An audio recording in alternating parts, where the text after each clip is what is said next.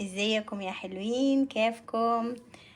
طيب عايزة اوريكم بس دي يا جماعة. حسع دي الواحد في الشتاء ولما تجيو بتباتة بالليل بيعمل شنو كويس.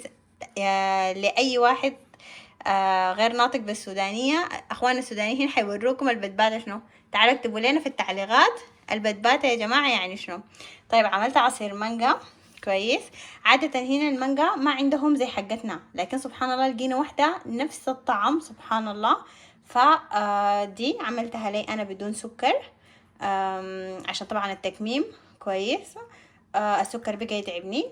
ودي عملتها لناس البيت بسكر كويس. شايفين عينه اللون ما شاء الله، والطعم رهيب. الواحد بذوقه طبعا اكيد يعني الضواقه ما فيها شيء.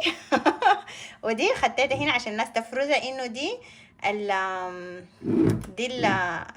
ما فيها سكر كويس. وهنا دي طبعا دي كوبايتي، ده الفضلات كده تخدوا معاها تلجتين، لا ما بتخش حتدفك. ناخدها شفتوا رهيبة. يلا اكتبوا لي يا جماعة ما هي البتباتة كويس. وبالصحة وهنا. شايفين عين اللون ما شاء الله. انا حاسة بعمل لكم فيديو ريقي جاري. يلا في امان الله.